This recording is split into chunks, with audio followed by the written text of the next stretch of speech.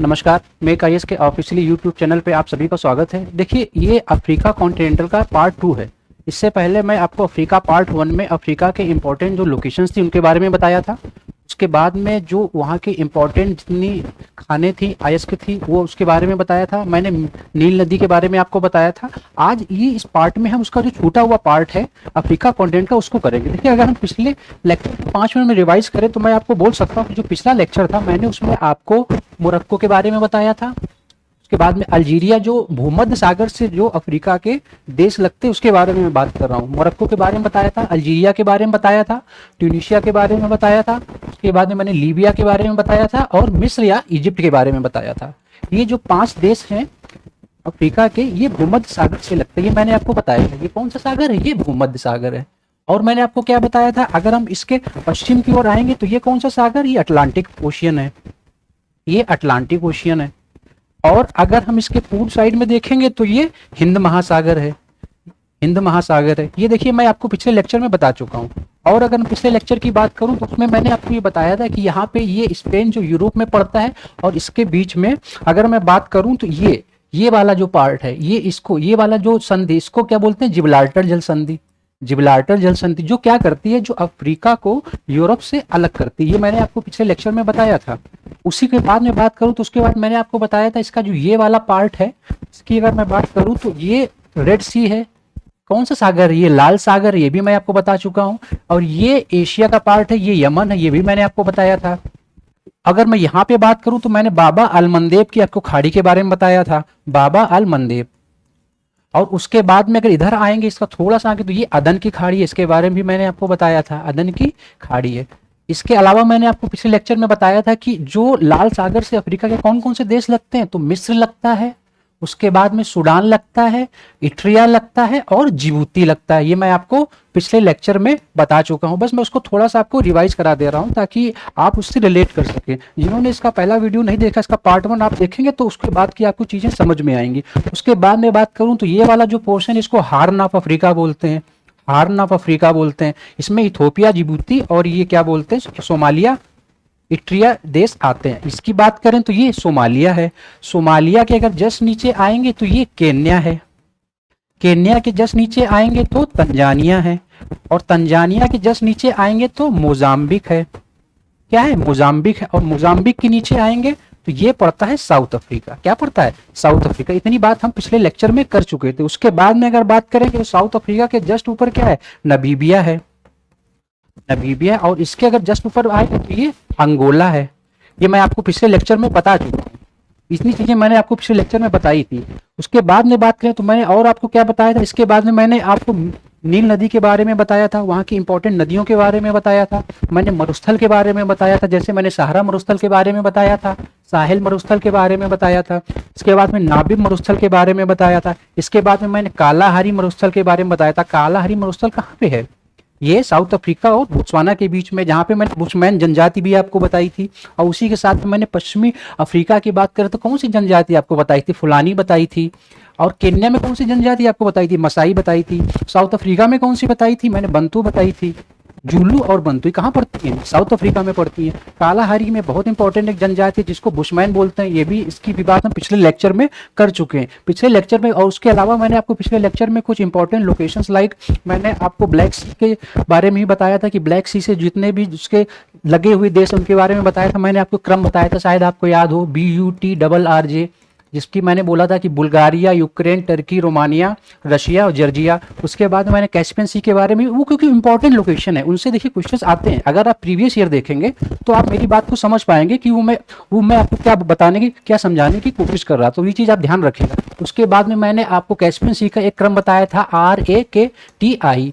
इसको भी आप ध्यान रखिएगा कि रूस, कजाकिस्तान, अजरबैजान, तुर्कमेनिस्तान और ईरान, ये सारे देश किससे लगते हैं? कैस्पियन सी से लगते हैं। अरब सागर के बारे में भी मैंने आपको बताया था। उसके बाद में जो हिंद महासागर से जो अफ्रीका के देश लगते हैं, मैंने उनके बारे में भी आपको बताया था। आज हम इसके जो इसका कुछ छूटा हुआ पार्ट था उसके बारे में डिस्कस करेंगे। तो ध्यान रखिएगा, अगर उसके बारे में मैं बात करूं तो आपको एक चीज़ पता है कि जो मैं आप पिछले लेक्चर की बात करूं तो मैंने आपको बताया था कि जो अफ्रीका कॉन्टिनेंटल है, अफ्रीका जो कॉन्टिनेंटल, अगर मैं उसकी बात करूं तो विश्व में दूसरा सबसे बड़ा महाद्वीप है।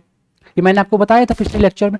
उसके अलावा मैंने आपको और क्या क्या बताया था कि अफ्रीका में कर्क रेखा भी होके गुजरती है, मकर रेखा भी, विषुवत रेखा भी, और जीएमटी। जीएमटी में मैंने आपको बताया था, जीएमटी के बारे में मैंने आपको बताया, इसमें अल्जीरिया था, माली था, बुर्किना फासो था, घाना था, और उनकी राजधानी भी आप याद रखिएगा। जैसे मैंने मोरक्को की क्या बताई, रबात बताई थी, या अगर हम उसकी क्या बोलते हैं लीबिया की देखें तो त्रिपोली बताई थी, त्रिपोली मैंने आपको बंदरगाह भी बताया था। मिस्र की काहिरा हो गई, सूडान की खातूर्म हो गई, मैं पिछले लेक्चर में आपको बता चुका हूँ। सोमालिया की मेगादुशी हो गई, या तंजानिया की डोडोमा हो गई। आप मतलब कहने का मतलब ये है कि आप उन चीज़ों को देख लीजिएगा जिसकी आपको होलिस्टिक आइडिया हो जाए कि पेपर में क्वेश्चन कहाँ से आते हैं। तो उसके बाद में अगर मैं बात करूँ यहाँ पे, उसके बाद में मैं आपको ये बोल सकता हूँ, जैसे मैंने बोला था कि हार्न ऑफ अफ्रीका में क्या पड़ता है, सोमालिया पड़ता है, सोमालिया पड़ता है। उसके नीचे क्या पड़ता है, केन्या पड़ता है। केन्या की राजधानी क्या है, नैरोबी है। केन्या की राजधानी क्या है, नैरोबी है। उसके बाद में क्या आएगा, केन्या के बाद में आएगा तंजानिया आएगा, तंजानिया। उसके नीचे क्या आएगा, मोजाम्बिक आएगा। और यहीं पे एक द्वीप पड़ता है मेडागास्कर, मेडागास्कर, तो वो भी आप ध्यान रखिएगा। और एक चीज आप और ध्यान रखिएगा जो मैं आपको बताना चाह रहा हूँ कि ये जो तंजानिया है, तंजानिया के पास में दो द्वीप पड़ते हैं। एक द्वीप है पेम्बा और दूसरा है जंजीबार। पेम्बा और जंजीबार, इन दो द्वीप को याद रखिएगा क्योंकि यहाँ पे लौंग और इलायची का 90% उत्पादन होता है, ध्यान रखिएगा। तंजानिया के पास में कौन कौन से, पेम्बा और जंजीबार, पेम्बा और जंजीबार। तो ये चीज आप ध्यान रखिएगा, ये इंपॉर्टेंट है, इससे क्वेश्चन आ सकता है। उसके बाद में बात करूँ, उसके बाद में मैंने आपको क्या बोलता हूँ कि जो मिस्र में जो नील नदी उसके बारे में बताया था, वो कहाँ से निकलती है, विक्टोरिया झील से निकलती है। और कहाँ पे गिरती है, हिंद महासागर में गिरती है। बताया था ना आपको विक्टोरिया झील, जो केन्या, तंजानिया जहां से विक्टोरिया झील निकलती है, उसके बारे में मैंने आपको बताया था। युगांडा तो 3 देशों से गिरती, फिर इसके बाद में सीधे ऊपर जाके कहाँ पे गिरती है, भूमध्य सागर में गिरती है, मैंने आपको बताया था ये। और मैंने पिछले लेक्चर में आपको क्या बताया था कि भूमध्य सागर और लाल सागर को कौन सी नहर जोड़ती है, सुएज नहर जोड़ती है, ये भी मैं आपको पिछले लेक्चर में बता चुका हूँ। तो ये चीजें आप ध्यान रखिएगा। वहीं पे उसके आगे की अगर मैं बात करूं तो मैं अभी आपको केन्या, तंजानिया में पेम्बा और जंजीबार द्वीप है, ये ध्यान रखिएगा, ये इंपॉर्टेंट है, इस पे क्वेश्चन पूछा जा सकता है। उसके नीचे मोजाम्बिक के जस्ट नीचे ये क्या है, साउथ अफ्रीका। तो देखिए साउथ अफ्रीका में ध्यान रखिएगा, मैंने और भी चीजें आपको बताई थी कि क्या बोलते हैं साउथ अफ्रीका में कौन सा पर्वत है, डेकेंसबर्ग पर्वत, मैंने आपको बताया था। उसके बाद एक चीज और ध्यान रखिएगा कि साउथ अफ्रीका की राजधानी तो प्रिटोरिया है, बट इसके दो जो इंपॉर्टेंट लोकेशन है, लाइक एक है डरबन और दूसरा है केपटाउन। डरबन और केपटाउन की बात करें तो ये थोड़ा पश्चिम साइड में, यहाँ पे इसके लोकेशन की बात करूं मैं, केपटाउन जो है वो यहाँ पे, ये ध्यान रखिएगा।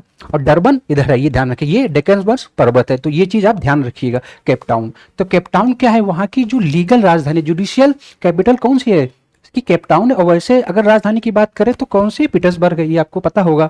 उसके बाद में डेक्कन पर्वत मैंने आपको बताया, तो ये चीजें आप ध्यान रखिएगा। यहीं पे मैंने आपको बताया था कि एक लिम्पोपो नदी है जो क्या करती है, लिम्पोपो नदी वो मकर रेखा को 2 बार काटती है। इसके बाद में मैंने आपको कांगो नदी भी बताई थी, वो विषुवत रेखा को 2 बार काटती है। ये चीजें मैं पिछले लेक्चर में आपको बता चुका हूँ।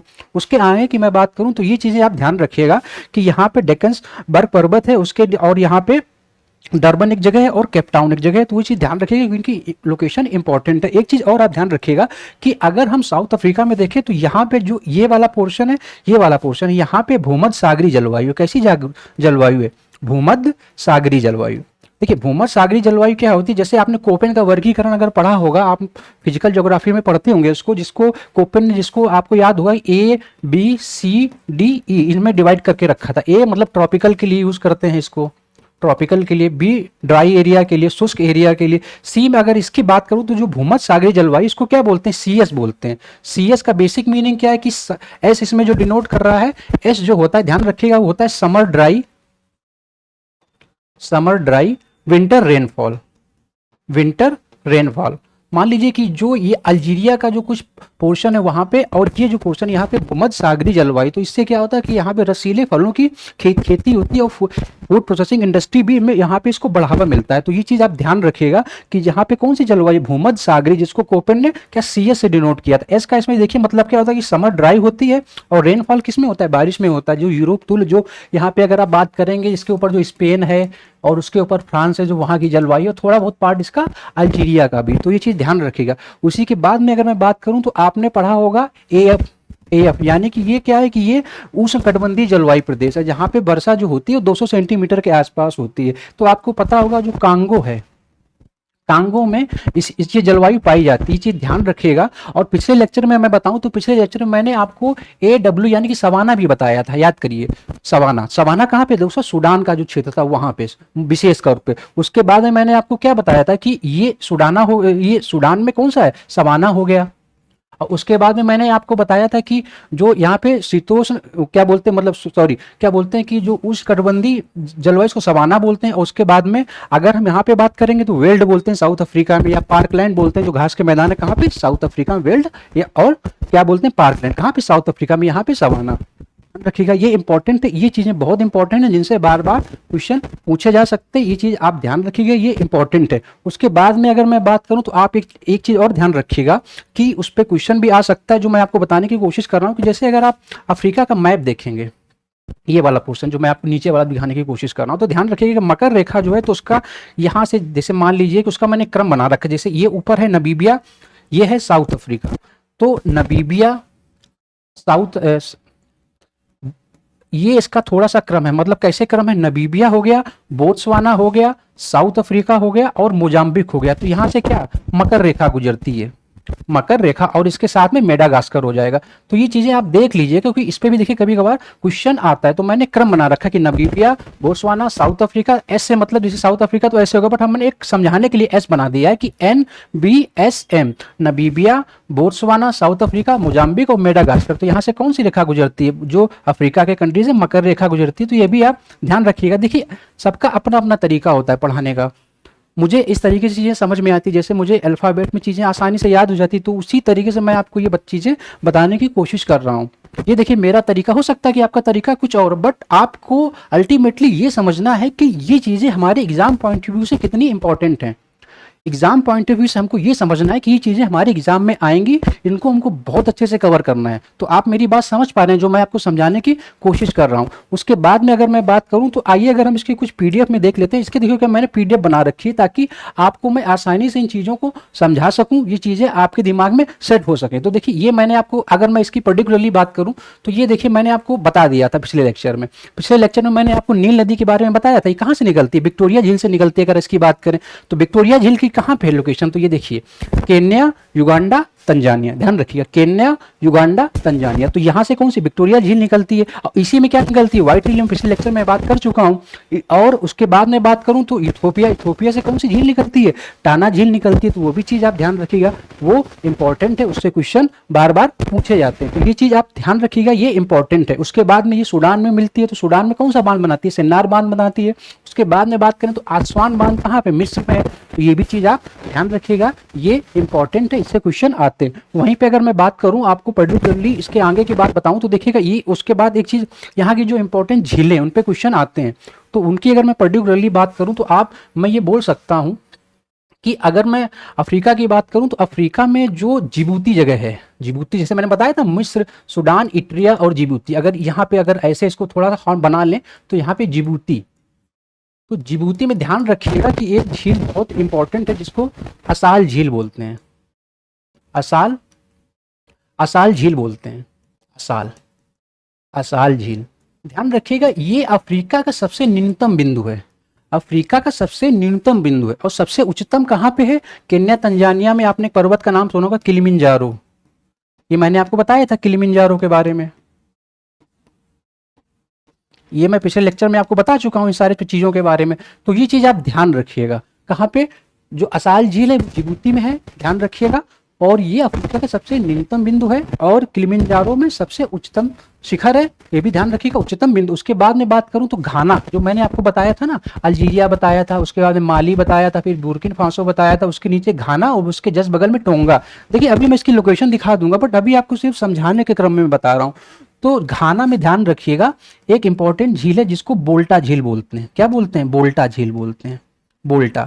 ध्यान रखिएगा बोल्टा झील जो है ये मानव निर्मित झील है, ये इंपॉर्टेंट है, ये चीज आप ध्यान रखिएगा।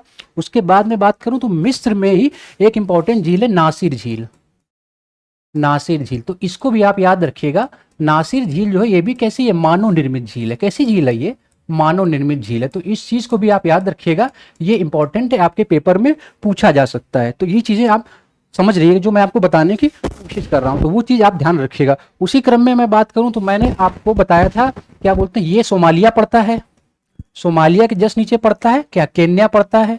अगर ऊपर से देखेंगे तो मिस्र पड़ेगा, मिस्र के नीचे सूडान पड़ेगा, इधर इट्रिया पड़ेगा, उसके नीचे देखेंगे तो सूडान के नीचे साउथ सूडान होगा। अभी मैं आपको उसकी लोकेशन बना के दिखाऊंगा, बट अभी आपको समझाने के लिए, क्योंकि मैप को समझना जरूरी है। अगर आप मैप नहीं समझेंगे तो चीजें आपके लिए कॉम्प्लेक्स हो जाएंगी।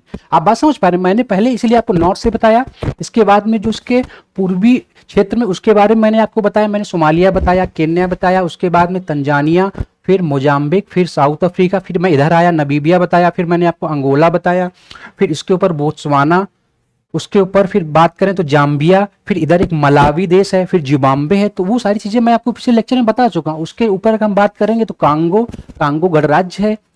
बात समझ पा रहे हैं, तो ये चीज आप समझिए, ये इंपॉर्टेंट है, इसलिए मैं आपको समझा रहा हूं। तो ये मैंने कुछ आपको झीलों के बारे में बताया, नासिर झील के बारे में बताया, आसाल झील के बारे में बताया, बोल्टा झील के बारे में बताया। अब जो इसकी जो इंपॉर्टेंट झील है जिनको मैं आपको दिखाना चाह रहा हूं, जिससे क्वेश्चन बार बार आते हैं, वो आप ध्यान रखिएगा। अगर मैं उसकी बात करूं तो ये देखिए, ये मैं पिछले लेक्चर में आपको बता चुका हूँ विक्टोरिया झील के बारे में। उसके बाद ओवन बांध के बारे में भी आपको बता चुका हूँ। ये कहाँ पे है, अगर ओवन बांध की बात करते हैं तो ये कहाँ पे पड़ता है, तो ध्यान रखिएगा, ये कहाँ पे, ये युगांडा में है। कहाँ पे है ये युगांडा में है। सेन्नार बांध कहाँ है, सूडान में। पिछले लेक्चर में हम इस पे बात कर चुके हैं, तो आप देख लीजिएगा। अगर आप पिछला लेक्चर नहीं देखा तो आप देख लीजिएगा। अब अगर मैं उसके आगे की बात करूं तो उसके आगे मैं आपको बोल सकता हूं, मैं आपको ये चीजें दिखाने की कोशिश कर रहा था। आप देखिए, अगर इसको देखिए, ये एग्जैक्ट लोकेशंस नहीं है, बट जो लोकेशन जहां पे पड़ती है तो उसको समझाने के लिए थोड़ा मैं इसको थोड़ा बड़ा बना देता हूं, ताकि चीजें आपको दिमाग में क्लियर इसकी पिक्चर बने। आप मेरी बात को समझ पा रहे होंगे जो मैं कहना चाह रहा हूं। तो ध्यान रखिएगा, मिस्र, मिस्र के नीचे सूडान, मैंने अभी बताया आपको, सूडान के नीचे साउथ सूडान, उसके नीचे ये है युगांडा। ये कौन सा है, युगांडा। तो ध्यान रखिएगा, युगांडा इस, और इधर क्या है, केन्या है, उसके नीचे तंजानिया है, तंजानिया के नीचे मोजाम्बिक है। तो ध्यान रखिएगा, तो यहां से कौन सी झील, ये है, ये जो लोकेशन आप देख रहे हैं, ये है विक्टोरिया झील की। ये कौन सी लोकेशन है, विक्टोरिया झील से, जहां से कौन सी नदी निकलती है, मिस्र, सॉरी नील नदी निकलती है। बात आप समझ पा रहे हैं। उसके बाद में अगर मैं पर्टिकुलरली बात करूं तो उसके नीचे अगर आप देखेंगे तो ये तंजानिया पड़ता है, और युगांडा के नीचे एक देश पड़ते हैं, दो छोटे छोटे देश हैं, ध्यान रखिएगा, एक है रवांडा, दूसरा है बुरुंडी। रवांडा, बुरुंडी, और उसके जस्ट अगर आप नीचे आएंगे तो पड़ता है मलावी। ये देख लीजिए, ये देखिए, मैं आपको जो दिखाने की कोशिश कर रहा हूँ उस मैप में देखिए, ये जो मैं चीज आपको बताने की कोशिश कर रहा हूँ। अगर इधर से बात करते हैं तो सोमालिया पड़ेगा, उसके बाद युगांडा पड़ेगा, युगांडा, युगांडा के ऊपर साउथ सूडान, और उसके नीचे रवांडा, उसके नीचे बुरुंडी, और उसके नीचे क्या बोलते हैं, मलावी। तो ये चीज आप ध्यान रखिएगा, ये इंपॉर्टेंट है, इससे क्वेश्चन पूछे जाते हैं। जैसे मैं बात करूं तो एक चीज मैं आपको बोल सकता हूं कि जो युगांडा है, युगांडा में एक बहुत इंपॉर्टेंट झील है जिसको कि हम बोलते हैं एल्बर्ट झील। क्या बोलते हैं, एल्बर्ट झील, एल्बर्ट झील, ध्यान रखिएगा, ये इंपॉर्टेंट। और युगांडा की जस्ट साइड में क्या, कांगो गणराज्य, जिसको जायरे भी बोलते हैं। अब बात समझ पा रहे हैं। और हाँ, उससे पहले एक चीज और ध्यान रखिएगा कि जो केन्या है, केन्या और क्या बोलते हैं, इथोपिया, इनके बीच में एक झील पड़ती है जिसको हम रुल्डोफ या तुर्काना झील भी बोलते हैं। क्या बोलते हैं, तुर्काना झील, तुर्काना झील। तो देखिए, तुर्काना झील अगर हम ऊपर से अफ्रीका के देखेंगे तो सबसे ऊपर नॉर्थ में पड़ेगी, उसके बाद में कौन सी पड़ेगी, एल्बर्ट झील पड़ेगी। कहाँ पे, युगांडा, और ये भी युगांडा और जायरे। तो ध्यान रखिएगा, युगांडा और जायरे, तो ये चीज आप ध्यान रखिएगा, एल्बर्ट। उसके बाद अगर मैं बात करूं तो उसके बाद आप देख सकते हैं उसके नीचे पड़ी है एडवर्ड झील। पहले एल्बर्ट, उसके बाद में एडवर्ड झील, वो भी युगांडा और जायरे के बीच में। तो ये चीज आप ध्यान रखिएगा, युगांडा और जायरे के बीच में। उसके बाद में बात करूं तो कीबू झील है। कीबू झील किसके किसके बीच में है, कीबू झील जो है आपकी जायरे और रवांडा के बीच में। कीबू झील, देखो ध्यान रखिए, ये इनका नॉर्थ से साउथ की ओर क्रम है। तो ये चीज आप ध्यान रखिएगा, ये इंपॉर्टेंट है, इससे क्वेश्चन पूछा जाता है। तो ये चीज आप ध्यान रखिएगा। तो मैंने अभी आपको एल्बर्ट बता दिया, एडवर्ड बता दिया, कीबू बता दिया। उसके बाद देखिए टंगे नाइका, टंगे नाइका बहुत इंपॉर्टेंट है। क्यों इंपॉर्टेंट है, कि ध्यान रखिएगा कि ये विश्व की दूसरी सबसे गहरी झील है। और आप एक चीज और जानते होंगे कि विश्व की सबसे जो गहरी झील है वो कौन सी है, वो बैकाल है। बात आप समझ पा रहे हैं। दूसरे नंबर पे कौन सी, टंगे नाइका। तो टंगे नाइका क्या है, जो बुरुंडी है, तंजानिया है, उसके बाद में जायरे है और जाम्बिया है, इनके बीच में पड़ती है। बुरुंडी, तंजानिया, जायरे और जाम्बिया। देखिए, अगर आपको इससे क्लियर नहीं हो रहा तो मैं इसका अगर एक मैप आपको दिखाऊं, जैसे मैं अगर पर्टिकुलरली इस मैप में बात करूं, जैसे मैं अगर अफ्रीका का एक मैप आपको दिखाऊं, कि जैसे मान लीजिए अब जो मैप आपको मैं दिखाने की कोशिश कर रहा हूँ कि मान लीजिए हाँ ये देखिए मैच, ये जो मैप आपको दिखाने की कोशिश कर रहा हूँ कि देखिए जो मैं आपको बता रहा था वो समझा देता हूँ। जैसे केन्या था, उसके नीचे तंजानिया था, फिर ये युगांडा है, युगांडा के जस्ट नीचे क्या रवांडा, उसके नीचे बुरुंडी, उसके नीचे मलावी, और ये देखिए अभी मैंने आपको बताया था कि साउथ अफ्रीका है, उसके ऊपर नमीबिया है, उसके ऊपर बोत्सवाना है, और उसके बगल में देखा गया तो जिम्बाब्वे जाम्बिया है। तो वो चीज आप समझ पा रहे हैं जो मैं आपको समझाने की कोशिश कर रहा था। तो वहीं पे अगर मैं अपने लेक्चर पे आऊं तो ये आप देख सकते हैं कि जो टंगेनाइका झील है, टंगेनाइका जो झील है वो क्या है कि 4 देशों में बुरुंडी, तंजानिया, जायरे और जाम्बिया के बीच में पड़ती है। तो ये ध्यान रखिएगा, ये क्वेश्चन पूछा जा सकता है। और विश्व की दूसरी सबसे गहरी झील है, तो ये भी आप ध्यान रखिएगा। उसके बाद में अगर मैं बात करूं तो मैंने एल्बर्ट बता दिया आपको, एडवर्ड बता दिया, कीबू बता दिया, तुर्काना बताया। तुर्काना मैंने आपको कहां बताई, केन्या और इथियोपिया के बीच में। तो अगर तुर्काना देखा जाए तो सबसे ऊपर पड़ेगा, फिर उसके बाद कौन सी पड़ेगी, एल्बर्ट पड़ेगी, फिर कौन सी पड़ेगी, एडवर्ड पड़ेगी, फिर कीबू पड़ेगी, और उसके नीचे टंगेनाइका। तो ध्यान रखिएगा, ये इंपॉर्टेंट है, ये आपके पेपर में इनसे क्वेश्चन पूछा जा सकता है। उसके बाद मैं बात करूं तो न्यासा झील, ये भी बहुत इंपॉर्टेंट है। न्यासा झील कौन सी, न्यासा झील, तो ये कहां कहां पड़ती है न्यासा झील, ध्यान रखिएगा। ये मलावी, मोजाम्बिक और तंजानिया के बीच में, मलावी, मोजाम्बिक और तंजानिया के बीच में। तो ये ध्यान रखिएगा, ये इंपॉर्टेंट है, इससे क्वेश्चन आपके पेपर में आ सकता है। उसके बाद मैं बात करूं तो ये चीजें मैंने आपको बताने की कोशिश करी जो वहां की इंपॉर्टेंट झीलें थी, क्योंकि इन पे क्वेश्चन आता है। एक चीज आप और ध्यान रखिएगा कि अगर मैं बात करूं तो जैसे ये यहाँ पे मैंने आपको बताया कौन सी झील थी, असाल झील थी। तो ये क्या भ्रंश में है, भ्रंश इन द सेंस कि जैसे मान लीजिए कि जो भ्रंश घाटी है, अगर मैं इसकी अगर अफ्रीका का मैं फिर से आपको एक मैप से समझाने की कोशिश करूं तो यहाँ पे क्या असाल झील और ये ऐसे भ्रंश बना है, भ्रंश यानी कि दरारें। तो दरारों में क्या पानी भरने से जो अगर दरारें ज्यादा चौड़ी होगी तो झील ज्यादा चौड़ी होगी। तो ध्यान रखिएगा, ये इंपॉर्टेंट है। और एक चीज और ध्यान रखिएगा, भविष्य में आप देखेंगे कि विवर्तनिक क्रियाओं से ये जो भाग है धीरे धीरे टूट जाएगा, या तो ये लाल सागर की तरह हो जाएगा या कोई इसके बीच में एक सागर बन जाएगा। और ये जो इसका ये वाला पार्ट है जो मोजाम्बिक तक है, कहां तक, मोजाम्बिक तक, ये अलग हो सकता है भविष्य में विवर्तनिक क्रियाओं से। तो ये चीज मुझे कुछ इंपॉर्टेंट लगी तो मैंने आपको बताने की कोशिश करी। उसके बाद में अगर मैं बात करूं तो ये मैंने झीलों के बारे में आपको बताया। उसके बाद में कुछ इंपॉर्टेंट लोकेशन है जिन पे क्वेश्चन पूछेंगे। जैसे मैंने आपको बताया और उसके बाद जो नदी है ध्यान रखिएगा, जैसे ये जो नाइजर नदी है ये अफ्रीका की तीसरी सबसे बड़ी नदी है, ध्यान रखिएगा। कहाँ से निकलती है, सीरिया लियोन से निकलकर गिनी की खाड़ी में गिरती है। इसको हम क्या बोलते हैं, तेल नदी भी बोलते हैं। कैंजी बांध भी इस पे है। और मैंने पिछले लेक्चर में आपको कांगो नदी बताई थी, उसमें कौन से 2 बांध बताए थे आपको याद होगा, जैसे मैंने स्टैनले और लिविंगस्टीन बताया था। बात आप समझ पा रहे हैं, तो आप उसकी इंपॉर्टेंस को समझिएगा। ये देखिए मैंने जोहान्सबर्ग और डरबन भी बताया था, यहाँ पे केपटाउन बताया था, उसकी जुडिशियल राजधानी, भूमध्य सागरीय जलवायु, ये ध्यान रखिएगा। और जोहान्सबर्ग जो है वो क्या आर्थिक राजधानी, तो ये भी आप ध्यान रखिएगा। उसके बाद मैं बात करूँ तो मोजाम्बिक में रबुआ एक नदी करके, रंबुआ नदी करके है, तो ये तंजानिया और मोजाम्बिक की सीमा बनाती है। तो ये भी आप ध्यान रखिए क्योंकि ये इंपॉर्टेंट है, इनसे क्वेश्चन आते हैं। उसके बाद में मैं बात करूँ तो ये हाँ ये थोड़ा कुछ एक फैक्ट है इंपॉर्टेंट जो आप देख लीजिएगा कि ये जो मीठे पानी की सबसे बड़ी झील आयतन के आधार पे बैकाल है, क्षेत्रफल की 10 से सुपीरियर है। खारे पानी की सबसे बड़ी झील कैस्पियन है। तो ये कुछ फैक्ट है, इनको आप देख लीजिएगा कि आयतन की 10 से विश्व की सबसे बड़ी झील कैस्पियन है। तो ये चीजें मैं आपको अलग से बता दूंगा, बट अभी आप देख रहे हैं तो आप चीजें ध्यान रखिएगा। उसके बाद मैं बात करूं तो उसके बाद में देखिए मैं आपको अभी तक तो जो अफ्रीका का पूर्वी क्षेत्र था उसके बारे में मैंने आपको बता दिया। आप बात समझ पा रहे हैं, उसकी जनजातियों के बारे में बताया। जैसे मैंने मोरक्को में कौन सी बर्बर जनजाति बताई थी, केन्या में मसाई बताई थी। उसी के बाद में ध्यान रखिएगा कि एक जो सोमालिया यहाँ पे गल्ला जनजाति भी है। कौन सी जनजाति, गल्ला जनजाति। जो मुझे जनजातियां भी इंपॉर्टेंट लग रही तो मैं आपको साथ ही साथ बताते चलता हूँ। अब देखिए जो पश्चिमी जो अफ्रीका है तो उसमें एक चीज ध्यान रखिएगा कि जैसे जो उनके कुछ देशों की बात कर लूँ, जैसे ये मॉरिटानिया है, उसके बाद में ये देखेंगे तो सेनेगल है, उसके बाद में ये गिनी बसाऊ है, उसके बाद में गिनी है, गिनी के जस्ट नीचे ये सिएरा लियोन है, उसी के पास में देखिए ये घाना है। ये कौन सा है, ये देखिए ये घाना है। ये क्या है, ये घाना है जिसकी राजधानी क्या है, अक्रा है। ये ध्यान रखिएगा क्योंकि क्वेश्चन पूछा जाता है। घाना के बाद में देखेंगे तो उसके बाद में देखेंगे टोंगो है, और उसके ऊपर ये देखेंगे घाना, और उसके बाद में ये जो कोस्ट आइवरी है जो किसके लिए प्रसिद्ध है, कॉफी के लिए प्रसिद्ध है। ये चीज आप ध्यान रखिएगा। उसके जस्ट बगल में देखेंगे तो नाइजीरिया है, नाइजीरिया से नीचे आएंगे तो कैमरून है। ये इंपॉर्टेंट है, इस पे क्वेश्चन पूछे जाते हैं। उसके बाद में बात करेंगे तो क्या बोलते हैं, इक्वेटोरियल गुयाना है, इक्वेटोरियल गुयाना, भूमध्य गुयाना। देखिए एक चीज ध्यान रखिएगा, अगर मैं गुयाना की बात करूं तो वो अगर देखा जाएगा तो वो कहाँ है, साउथ अमेरिका में है। इक्वेटोरियल गुयाना कहां पे है, ये अफ्रीका के पश्चिमी क्षेत्र में। तो ध्यान रखिएगा, ये इंपॉर्टेंट क्वेश्चन है। जैसे मैंने आपको खानों के बारे में बताया था ना, जैसे मान लीजिए जो किम्बले की हीरे की खान है वो कहां पे है, साउथ अफ्रीका में। लेकिन अगर हम किम्बले के पठार की बात करेंगे तो वो कहां पे है, वो ऑस्ट्रेलिया में है।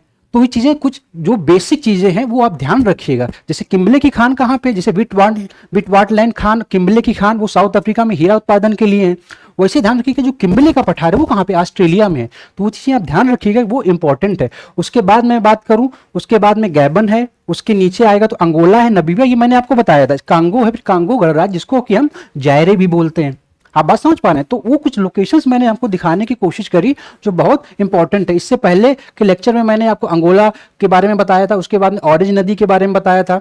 बात समझ पा रहे हैं, लिम्पोपो नदी के बारे में बता दिया। तो उसके बाद में देखिएगा कि उसके नीचे कुछ एक इंपॉर्टेंट, जिसे ये कुछ जो तट हैं, जैसे स्वर्ण तटीय रेखा जो है उसको घाना को बोलते हैं, ये ध्यान रखिएगा। दास तटीय रेखा जो है टोंगो, बेनिन और नाइजीरिया को बोलते हैं, ध्यान रखिएगा। खाद्यान्न जो तटीय है इसको सिएरा लियोन, इसको खाद्यान्न तट बोलते हैं, तो ये भी ध्यान रखिएगा, ये चीज इंपॉर्टेंट है। और एक चीज ध्यान रखिएगा, जो कांगो नदी है, जो कांगो नदी है वो अपना जो जल है कहाँ पे गिराती है, अटलांटिक ओशन में गिराती है। और इससे पिछले लेक्चर में आपको एक चीज बता चुका हूं कि अगर इधर देखेंगे तो कौन सा ओशन करंट है, बेंगुला है जो ठंडी जलधारा है। अगर इधर में पश्चिमी में देखेंगे तो कौन सी जलधारा है, कनारी की जलधारा, मैंने आपको बताया था। और अगर इधर देखेंगे हिंद महासागर में, तो हिंद महासागर में एक गर्म जलधारा जिसको अगुलहास बोलते हैं। क्या बोलते हैं, अगुलहास बोलते हैं, तो वो भी आप ध्यान रखिएगा। वहीं पे एक इंटरेस्टिंग फैक्ट जो है, जो पश्चिमी अफ्रीका, यहाँ पे एक द्वीप है जिसको बोलते हैं सेंट हेलेना, सेंट हेलेना।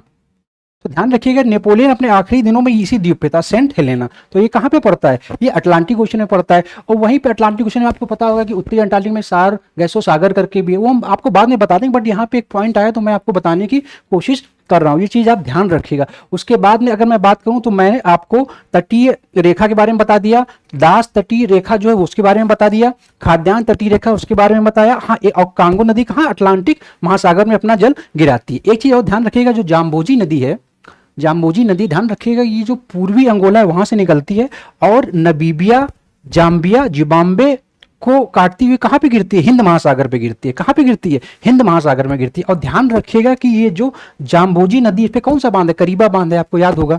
उसके बाद में इस पे बहुत इंपॉर्टेंट जलप्रपात है जिसपे कि आरओ 2021, अभी शायद पेपर 2023 के साथ पेपर में पूछा गया था कि जो विक्टोरिया जलप्रपात है वो किन दो देशों के बीच की सीमा बनाता है। ध्यान रखिएगा, अगर मैं बात करूं तो वो जाम्बिया और जिम्बाब्वे की। जैसे अगर फिर से मैं आपको मैप में उसको लोकेट करने की कोशिश करूं तो ये साउथ अफ्रीका है, मैंने अभी बताया था, ये नामीबिया है, इसके ऊपर बोत्सवाना है, उसके ऊपर जिम्बाब्वे है, बात आप समझ पा रहे हैं, और उसके ऊपर जाम्बिया है।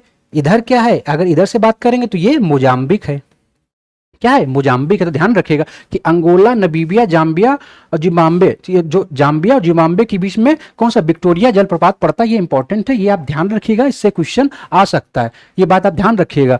उसके बाद में अगर मैं बात करूं तो उसके बाद मैं आपको ये बोल सकता हूं कि ये जितनी भी चीजें थी ये बहुत इंपॉर्टेंट थी। देखिए, ये अफ्रीका को जितना मैंने समझा है एग्जाम पॉइंट ऑफ व्यू से कि अफ्रीका में कौन कौन सी चीज़ें इंपॉर्टेंट हैं जो आपके एग्जाम में पूछी जा सकती है या पिछले एग्जामों में पूछी गई हैं। जैसे मैं बात करूं आपको कि अगर ये वाला जो क्वेश्चन है, जैसे मैं दिखाने की आपको कोशिश करूं कि हाँ, जैसे ये वाला क्वेश्चन देखिए, इस वाले मैप में देखिएगा कि एक मैंने जगह मैप रखी टिम्बकटू।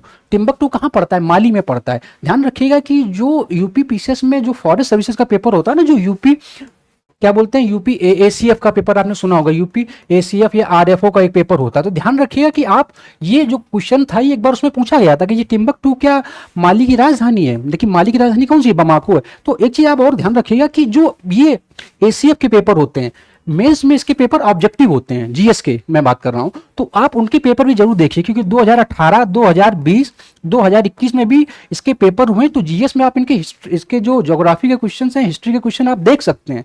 आप बात समझ पा रहे, क्योंकि ये क्वेश्चन जनरली घटना चक्र में नहीं मिलते हैं। घटना चक्र देखिए आपको पढ़ना पड़ेगा, आप मेरी बात को समझिए।